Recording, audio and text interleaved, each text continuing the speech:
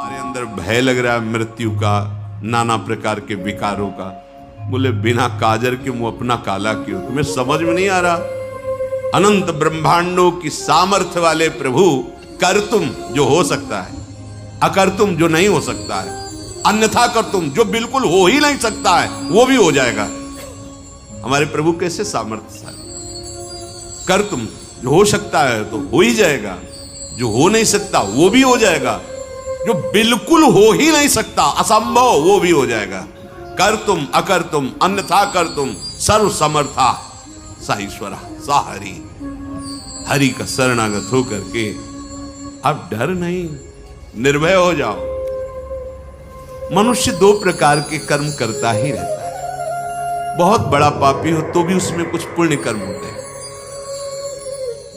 कोई ऐसा इस सृष्टि में नहीं कि जो एकदम गुण हो ही ना, ऐसा नहीं है। गुण अवगुण पाप पुण्य ये मिश्रित शरीर बना हुआ है। अगर कोई संभाल ले गया और कुमति को नष्ट कर लिया तो फिर सुमति हो, फिर मोक्ष पदवी प्राप्त हो जाती है, फिर वो पाप पुण्य दोनों से ऊपर उठ जाता है। नहीं तो प्रायः देखा जाता है बड़े से बड़े गुणवान में भी कोई दोष होता है और बड़े से बड़े दोषी में कोई गुण होता है। ये गुण दोष में सृष्टि की रचना है। जड़ चेतन गुण दोष में विश्व कीन करतार, संत हंस गुण गाहे पे परिहरि वार विकार। तो महाराज एस्मिन् धर्मान ना चरंती ही केचित तथा धर्मान केचिदिहा चरंती धर्मः पापेन प्रतिहन्यते दुताहो धर्मः प्रतिहन्ति पापम। हे सनत सुजात जी, ऐसा हमने सुना है कि कुछ लोग धर्माचरण तो बहुत करते हैं पर साथ में पापाचरण भी करते हैं। तो क्या धर्माचरण से पापाचरण नष्ट हो जाता है? सनत सुजात जी ने कहा उभयमेव तत्रोपयुज्यते फलम धर्मस्यै वेतरस्य च। धर्म और अधर्म अर्थात पाप और पुण्य, इसके दो मार्ग। अगर आप पाप कर रहे हैं तो अलग हिसाब है और पुण्य कर रहे हैं तो उसका अलग हिसाब है। आपके बहुत अधिक पाप हो गए हैं, नाम मात्र के पुण्य हैं, तो पहले नरक जाना होगा आपको। अगर आपके बहुत पुण्य हो गए हैं तो पहले आपको स्वर्ग जाना होगा, वहां पुण्य भोग करना होगा। कुछ जो पुण्य और पाप बनते हैं फिर शरीर की रचना होकर मृत्यु लोक में आता है। ऐसा नहीं है।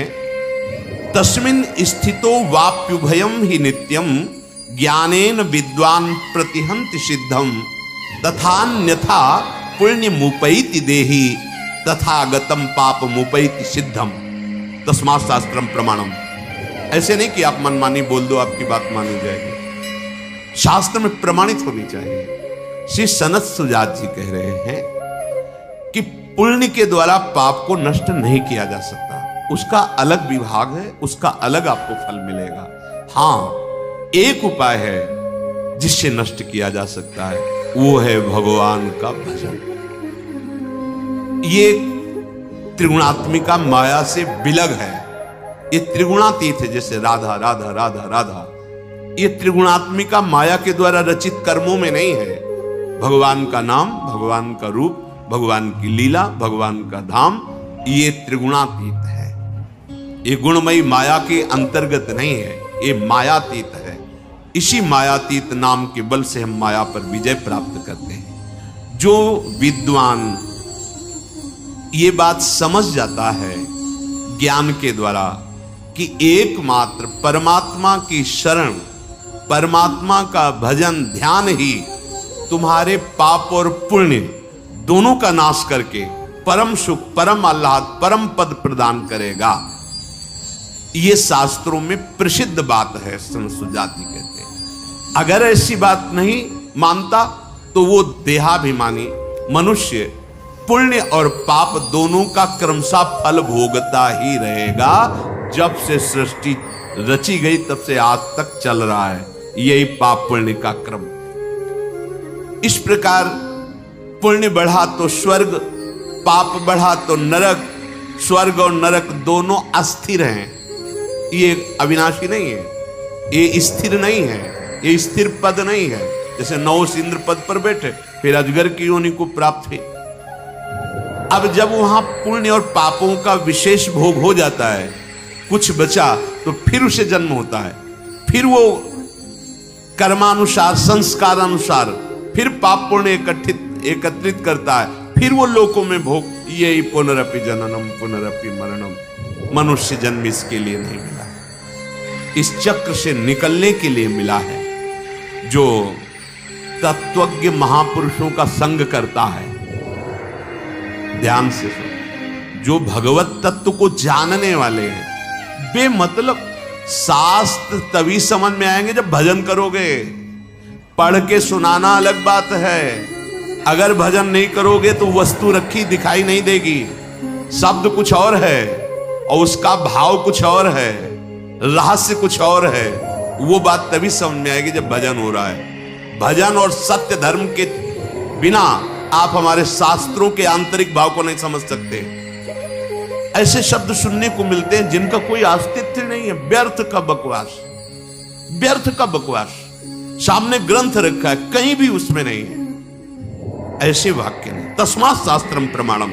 आप जो भी बात बोले शास्त्र प्रमाणित तभी कहा गया है। बोलने का अधिकार तभी पहले सुना हो, किसी महापुरुष के पास बैठ करके कई बार जिस शास्त्र को सुना हो, खूब अच्छे से उसमें रचा पचा हो और अपने आचरणों में उतारा हो और उस बात का अनुभव किया हो, फिर बोलो।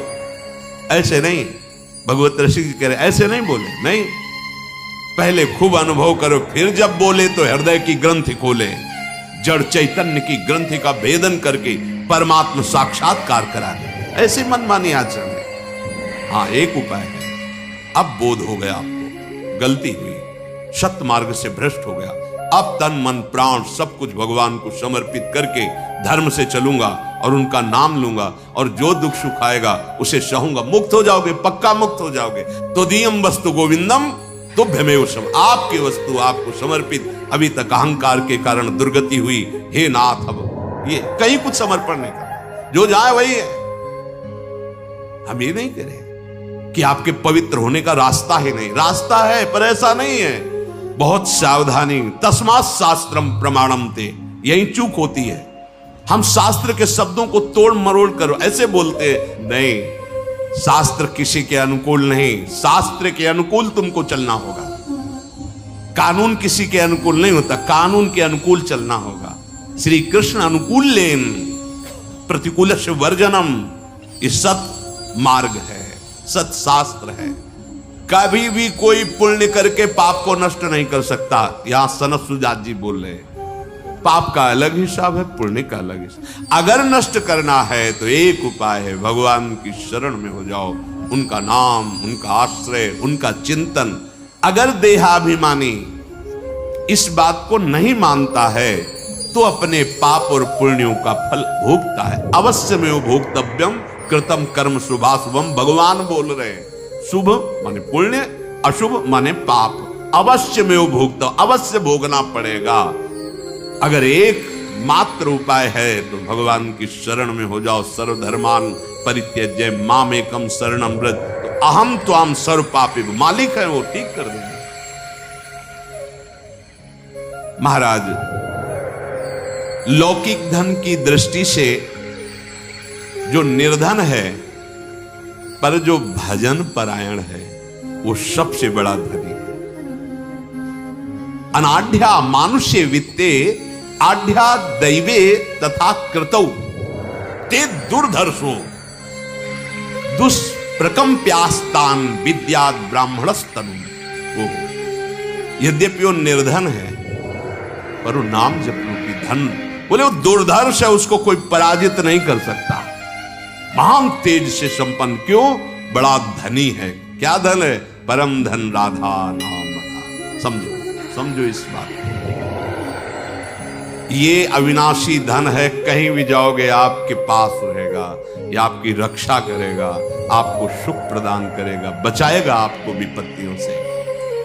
ये नाना प्रकार की हमसे गलतियां हो गई, ये भस्म कर देगा नाम। इसीलिए चिल्ला चिल्ला के राधा राधा राधा राधा, सब साधनों का सार। भविष्य में किसी भी विषय में मन चलायमान अगर हो भी जाए तो कोई और प्रायश्चित करने की जरूरत नहीं। चूक हो जाए तो भगवान का नाम ही हृदय में चल रहा है, कोई और प्रायश्चित कर, वो अपने आप ठीक कर देगा। आगे चल करके ये चलायमान होगा ही नहीं। जब नाम चल रहा है उसे ब्रह्म का साक्षात्कार हो जाता है। ध्यान से सुनो, और कोई साधनों की बात यहां नहीं हो रही। वो जब साक्षात्कार हो जाता है तो ब्रह्मणस तनुम, वो स्वयं ब्रह्मरूप हो जाता है।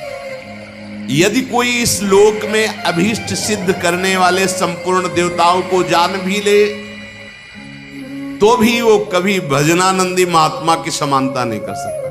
मतलब किसी देवता को सिद्ध कर लिया, कोई चमत्कार प्रकट कर लिया और एक दैन्य भाव से राधा राधा राधा राधा राधा, तो कह रहे सर्वान सृष्टि कृतो देवान विद्याद यह कश्चन न समानो, उसकी समानता नहीं कर सकता कि वो अपने किसी सिद्धि के प्रभाव से किसी भजनानंदी को परास्त, उसके पास कोई सिद्धि नहीं, एकमात्र भगवान का भजन है। ओ सत्संग में सुनाया है कि एक बार एक कोई तंत्र विद्या के द्वारा एक प्रदर्शन नगर में जाके कर रहे थे, शालिग्राम भगवान विराज ऐसे ऐसे करते, तो वैसे ही शालिग्राम भगवान नाचते जैसे वो चुटकी करते ऐसे। अब लोग तो इतना कि भाई आराधना से शालिग्राम भगवान उनके अधीन है, जैसा वो करते वैसा नाचते। बहुत भीड़ इकट्ठा हो जाती, अपनी अपनी सब बातें रखते हो, प्रसाद देते, तुम्हारी कामनाओं की पूर्ति हो जाएगी, शालिग्राम भगवान सिद्ध है ऐसा। एक दिन भिक्षावृत्ति के लिए निकले हुए थे किसी महापुरुष के शिष्य जन, तो भीड़ में वो भी ऐसे देखा तो जाके गुरुदेव से बताया, तो उनका नहीं, कोई वैष्णव ऐसा नहीं कर सकता, भक्त ऐसा नहीं कर सकता, वो अपने भगवान को प्रदर्शन थोड़ी करे, वो भगवान को बेचेगा थोड़ी, ये कोई ऐसे नहीं करेगा, ये ठीक नहीं है। तो उनका महाराज हजारों लोग प्रभावित हो रहे हैं, आप चलो। तो बोले हम चलेंगे तो सब नाटक उनका बंद हो जाएगा। बोले प्रभु इसलिए चलना चाहिए कि हजारों भोले भाले भक्तजन हैं, उनकी फिर भावनाएं ठीक जगह नहीं लगेंगी तो उनका कल्याण नहीं होगा, इसलिए आप प्रार्थना चलेंगे। अब शिष्यों ने कहा आप दिखाइए शालिग्राम भगवान को, जो आप वो उनको हस्त सिद्ध आए, वो चुटकी बजाते, चुटकी भी बजती रही ना, शालिग्राम जी उठे ना कुछ। और शिष्य, अब गुरु जी नहीं, वो केवल खड़े हैं। शिष्य करे और कुछ आपके पास तंत्र हो और कोई जादू तमाशा दिखाओ। वो बार बार गुरु जी की तरफ बोले ये व्यक्ति आ गया इसीलिए है इसमें कुछ ऐसा। तो सब वहाँ के नगर के लोगों ने कहे तो महाभागवत है, हमारे गांव पास कुटिया में रहते, जो बड़े भजनानंदी संत हैं। तो अंदर उसे बहुत गुस्सा हुई, बोले आप लोग चले जाइए। तब वो बोले भैया जिनको आप नचा कर चंद रुपए प्राप्त कर रहे हो, यदि इनकी आराधना कर लो तो परम पद मिल जाएगा। अगर इनका चरणामृत उतार कर पान करो, नाम जप करो, इनको श्रृंगार करो, आरती करो तो तुम्हें भगवत प्राप्ति हो जाए, लक्ष्मीपति मिल जाए। ये चंद रुपए के लिए क्यों नाटक करते हो? तो बड़ा उपहास हो गया उसका। अब वो अपनी कुटिया को गए और उसने तत्काल तंत्र का प्रयोग किया, मारण कहते, मारण तंत्र। मूठ एक खप्पर जैसी ज्वाला प्रकट की और वो निश्चित जैसे रक्त प्रवाह गुदा द्वार से हो जाना, उल्टियां होना, और जितना समय दिया गया है मंत्र में उतने समय तक जीवित रहेगा। अगर वो सिद्ध है मारण तो निश्चित मर जाएगा।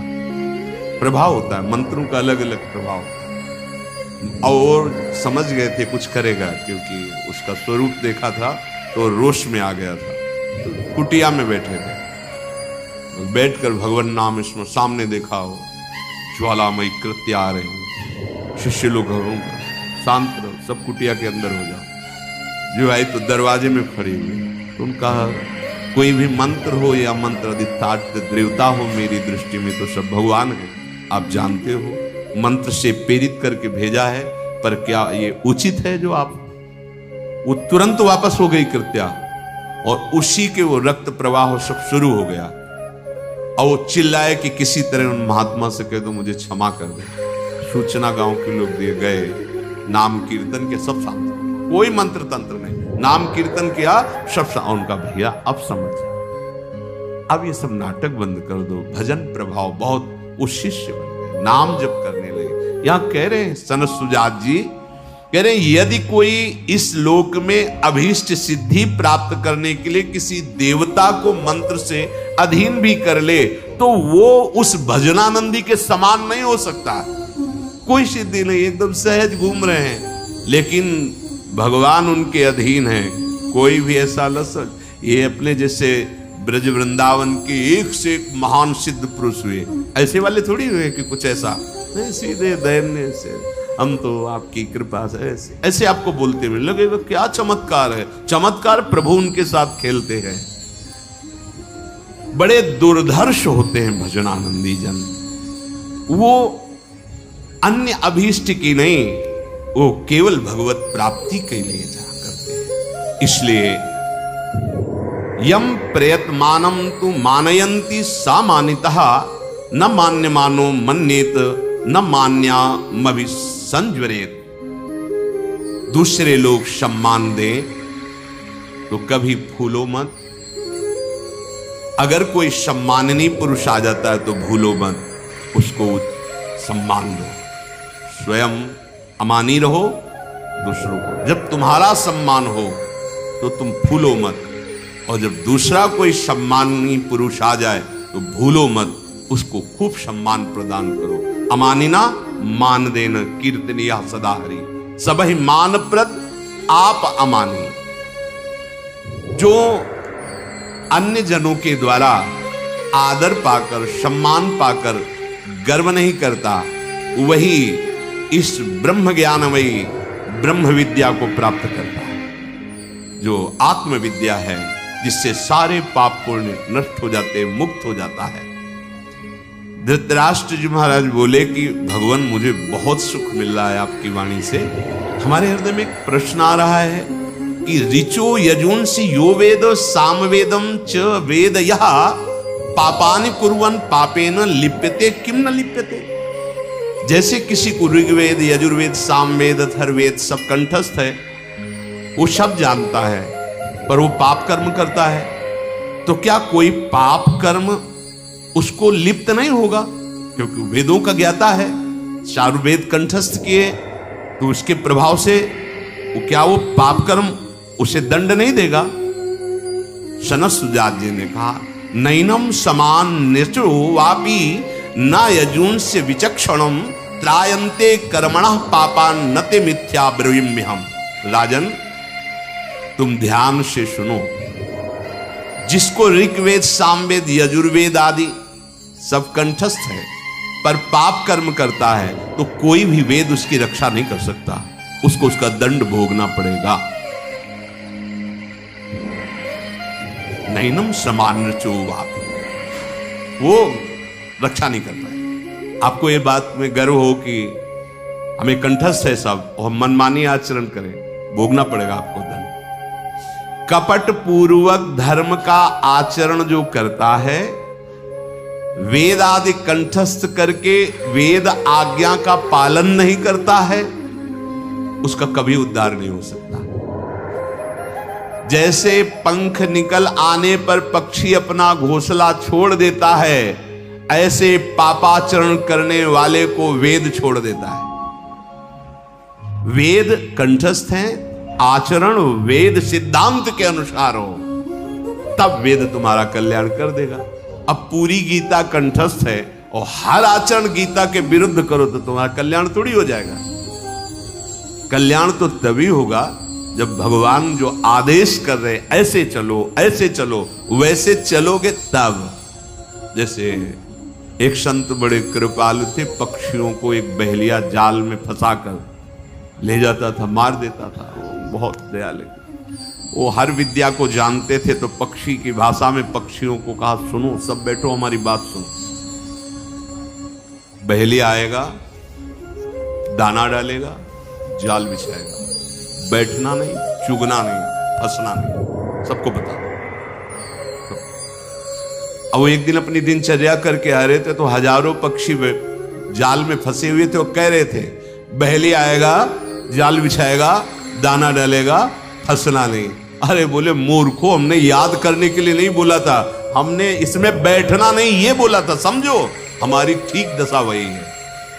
हम उच्चारण करते हैं मुक्त होने वाली सिद्धांत की बातें, और आचरण वही करते हैं जैसे पक्षियों में बोल तो रहे हैं बहेली आएगा, जाल बिछाएगा, दाना डालेगा, फंसना नहीं, पर उसी में फंस के बोल रहे हैं। यहां वर्णन कर रहे हैं ये कपट पूर्वक बातें हम करते हैं धर्म की, वैदिक सिद्धांत की, आचरण है अधर्माचरण का, तो वेद उसको छोड़ देता है, अर्थात वो पाप का फल भोगता ही है।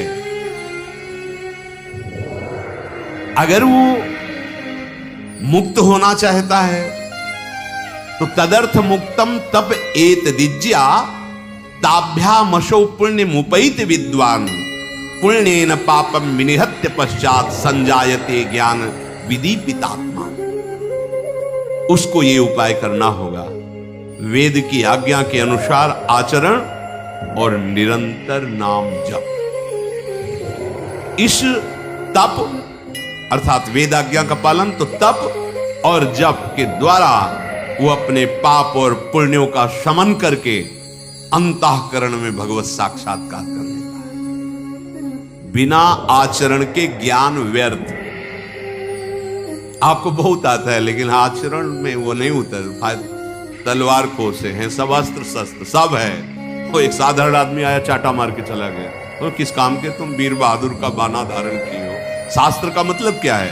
विकारों को नष्ट करने वाले सूत्र, और वो एक भी आचरण में नहीं है, तो क्या फायदा ऐसा वीर का बाना बना करके कोई आके पीट के चला जाए। ऐसा काम क्रोध लोभ मोह मद मत्सर जो हमें धर्म भ्रष्ट करते हैं, वो मनमानी आचरण करवा रहे हो, चारों वेद कंठस्थ है, तो क्या होगा उससे?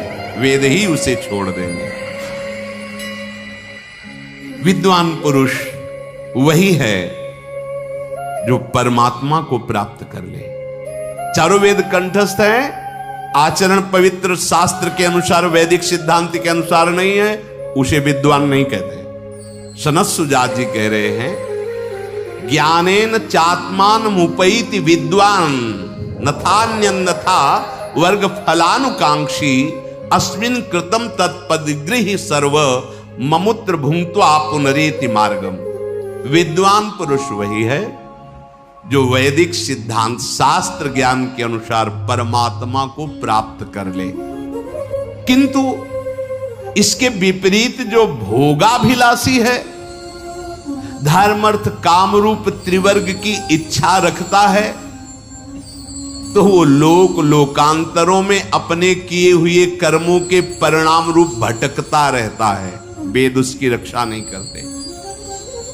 जहां भोग समाप्त हुआ फिर मृत्यु लोक में उसका जन्म होता है। इसलिए इस मृत्यु लोक में तपस्या के द्वारा, भोग त्याग के द्वारा, निष्काम भाव से भगवद उपासना करते हुए तत्व ज्ञान रूपी फल प्राप्त जो करता है, वही समृद्ध है, वही पूर्ण है, वही वेदों का फल प्राप्त कर लिया है।